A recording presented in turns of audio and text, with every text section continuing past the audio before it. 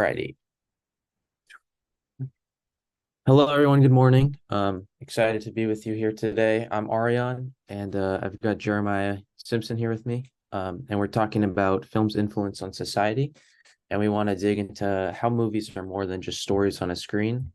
And we'll see how they shape culture, challenge our thoughts, and tackle social issues. Um, Here's an overview. As we begin this exploration, let's get clear on our mission for this project. We wanted to take a closer look at how movies really shape our culture and impact societal norms. With some examples, we'll navigate through the impact of cinema, showing that it's not just a reflection of life, it actively shapes how we see things today.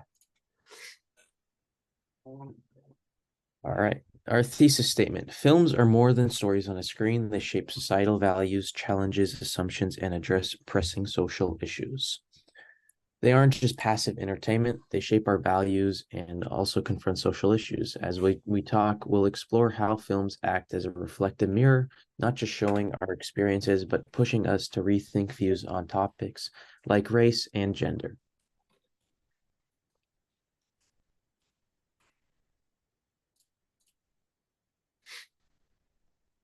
Cinematic influence on morals. As we dig into how movies affect what we think is right or wrong, we're going to check out Laura Mulvey's ideas in the article Visual Pleasure and Narrative Cinema. A quote from that article, quote, "The pleasure of looking has been divided between active male and passive female," end quote. Mulvey talks about the power balance and how our stories are shown, especially how guys can be seen as the active and girls as the passive. This helps us see that movies really play a part in shaping what we can think is okay subconsciously and how we can see each other in a societal dynamic. Mulvey's visual pleasure and narrative. Diving deeper into Mulvey's groundbreaking study, we gain a foundational understanding of how films can impact our judgments and perceptions. Um, the concept of the male gaze, as she describes, historically portrays female characters as passive additions to male-driven storylines. This critical view enables us to examine the subtle yet profound power dynamic fixed in cinematic storytelling. Gender representation in film. Another quote, female characters were often portrayed as passive add-ons to male storylines. Expanding upon Mulvey's observations, we start to discover how gender dynamics in films can significantly influence societal treatment. Historically, female characters were often assigned to passive roles, such as the movie Psycho that we analyzed in our film class. These can subtly shape societal views and also influence the treatment of women from a very young age. This portrayal is embedded in our collective consciousness and has far reaching implications for how we perceive and treat one another.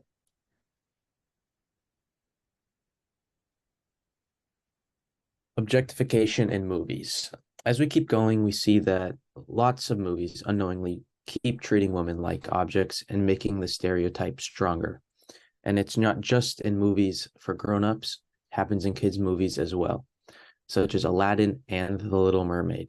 These things we pick up when we're young really stick with us, shaping how we see what's normal in terms of gender and what society expects from us. Now let's talk about the impact on society. When we link movies' ideas to everyday actions, we can clearly see how movies shape our real life interactions and how closely connected we are with these films.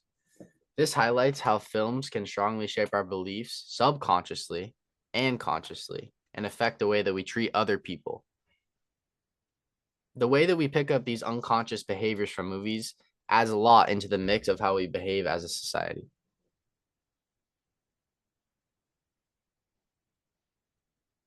Get Out, Breaking Barriers.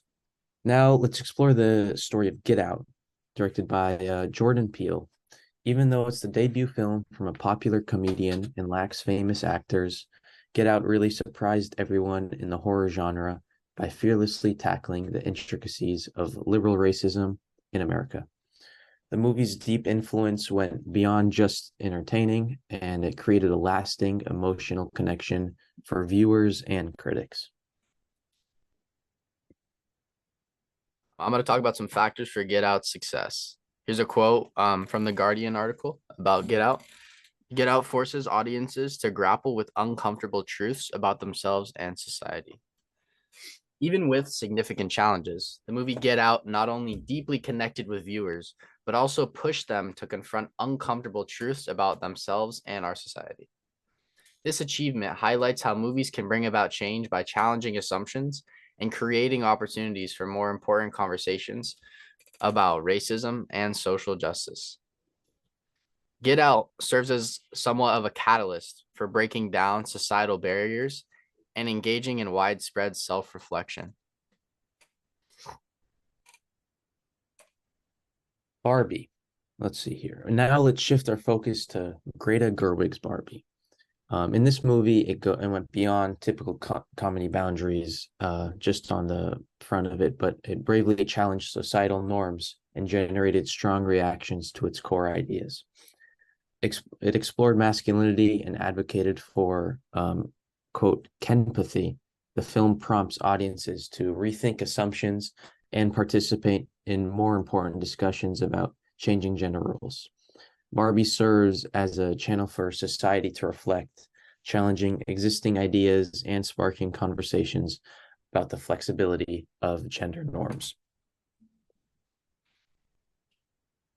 I'm going to dive into the deeper message in Barbie and then a quote from the LA Times article discussing the movie. The film is a rare product of mainstream culture that invites men to reimagine masculinity for their own sake. Beyond its comedic face, Barbie delivers a meaningful message about women's equality and the often overlooked struggles of men in our society. This uncommon perspective in popular culture encourages men to rethink traditional masculinity, initiating crucial discussions about societal pressures and the unseen difficulties men navigate. Barbie acts as a spark for societal reflection and conversation, questioning established ideas and fostering new conversations about the adaptable nature of gender norms. All right, now let's go into The Big Short. Directed by Adam McKay, The Big Short, this movie blends humor with a deep examination of the faults in capitalism, providing a different view of the 2008 financial crisis. McKay uses humor as a tool to simplify intricate financial ideas, exposing corruption within the financial sector. The Big Short also serves as a means to unravel complicated financial terms, making them understandable to a wider audience and unveiling how the financial industry intentionally employs confusing language for manipulation and deception. Humor in The Big Short. Featuring a stylish blonde, Anthony Bourdain, along with Selena Gomez, The Big Short employs humor to effectively simplify technical terms and connect with a wider audience.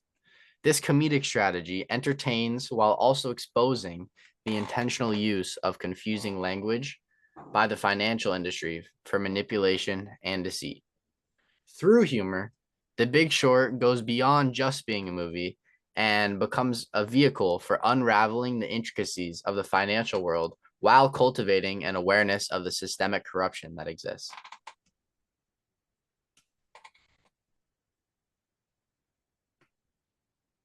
All right, reflection on corruption. Beyond its role as entertainment, The Big Short also reveals how the web of corruption within the financial industry works. It exposes a conflict of interests, unveiling a massively corrupt private enterprise system full of fraudulence and widespread criminal activity. The Big Short also becomes a powerful tool that facilitates a reflection within finance, helping viewers question existing power structures and societal norms as a whole. Now let's move on to Judas and the Black Messiah. Let's start looking at the transformative power of cinema, and with this film directed by Shaka King. A quote from the article about this movie. People tried to reduce to leather peacoats and shotguns, sustaining a skewed collective memory. This film goes past the boundaries of conventional storytelling and reshapes historical narratives while challenging misrepresentation of the Black Panther Party. It highlights the effects of reducing the party to these quote unquote leather peacoats and shotguns, creating a skewed collective memory. Judas and the Black Messiah prompts a reevaluation of historical representations and their impact on narratives in society today. All right, let's see the impact on modern activism this film had. As we examine the impact of the Black Panthers, we witness how movies can actively influence modern activism. The Black Panthers' historical emphasis on opposing police brutality, shown in the film, serves as a measure for advancements and challenges in the ongoing fight against racism. The film becomes a bridge between past and present, forming a dialogue on the importance of historical legacies in shaping modern activism. And a quote that I have is, "A continued barometer to measure advancements and challenges." I'm going to make a connection between the past and the present. Movies like Judas and the Black Messiah actively support and help society evaluate the advancements and the problems that have been over these last years.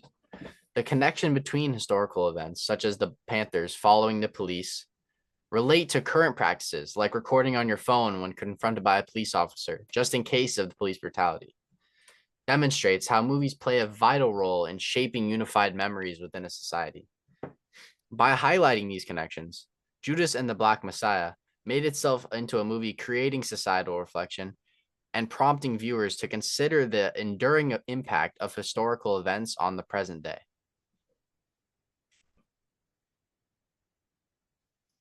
Transformational potential of activism. Judas and the Black Messiah shows how movies can influence individual choices and societal values. The film's portrayal of the Black Panther Party's impact on community serves as compelling evidence of the potential of activism within cinema.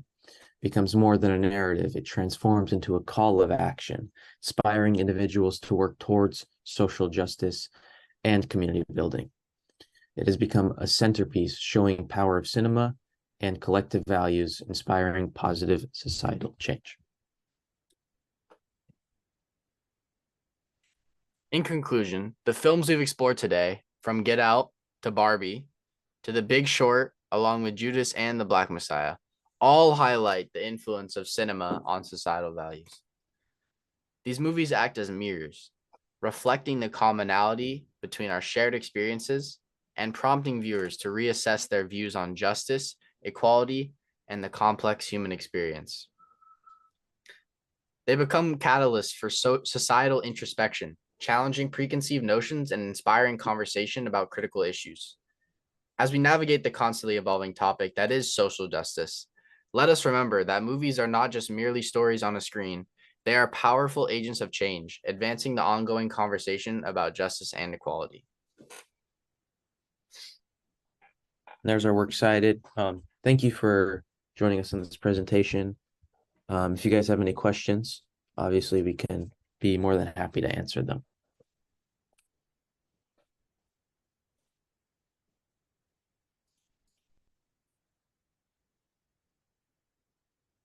All right, thank you, Jeremiah and Arian. So we have a 10-minute Q&A session. Laura, go ahead.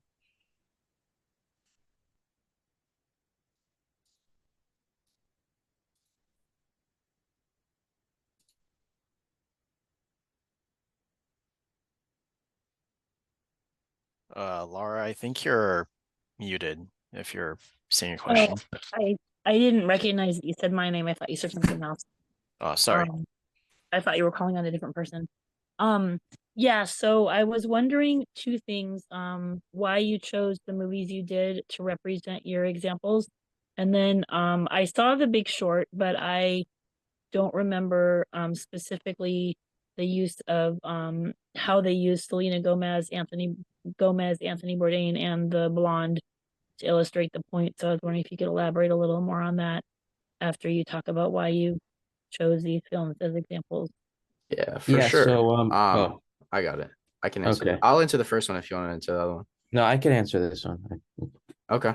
So we chose the movies that we did. It took quite a while to find movies that actually correlate to our topic, how they influence society and not just movies that are shown for fun. Um, we really, me and Jeremiah, we both, enjoy watching movies a lot. So we've just gone through like a list of movies that we both like, and then we narrowed it down to some that actually show positive change in society or stereotypes. So we just chose them from that list, and then we found articles on them. And then in The Big Short, yeah, so Selena Gomez and Margot Robbie and Anthony Bourdain are shown, and they explain complicated terms like CPOs and mortgages and really how the housing market did crash through these funny scenes where Selena Gomez was gambling at a roulette table, and she was explaining that people behind her, if they continue to bet on her and bet the people behind her bet on that person, then that's how these CPOs work, and that's how the housing market failed. So it was just really a funny way of getting celebrities to relate with viewers to show how these complicated words work.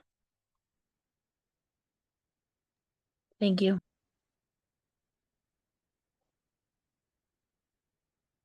Oh, I was wondering what were some of the other films you considered when you were narrowing down your choices? Some of the other films that we considered were the Black Panther movie itself. We considered because that was such a huge film when it came to talking about social justice and bringing about the Black Lives Matter movement, and things like that.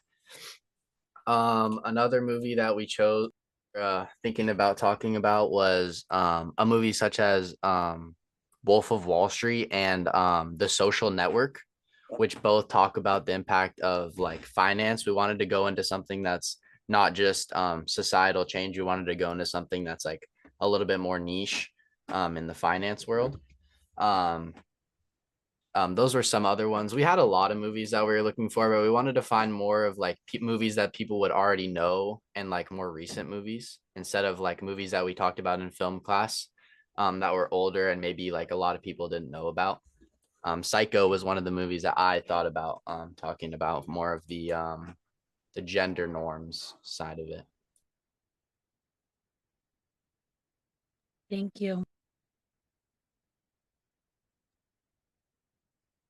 I'm going to jump in, Alex, if that's okay. Ask a question. Yeah, go for it. Didn't want to find the raise my hand option. Good job, Arian and Jeremiah. You guys covered a ton of ground. Like you hit so many different topics. So I'm going to ask you a broad question that kind of encompasses multiple topics that you covered. But so one of the things I always think about with film is that it's kind of there are financial incentives. So there's like a tendency to like not push too hard an agenda or an issue because there is this mandate to make money. So ultimately, like most films, not all of them, and I think you guys have some examples of films that do push pretty hard, but most films kind of maintain the status quo of whatever kind of social norms and values we have, because the incentive is to make your audience bigger, right? Not make it smaller by like offending them or doing something that's too controversial. So my question is, how do you think these films, or how do you think the film industry kind of balances that broadly? Like, how do you make a film that can explore challenging issues and topics?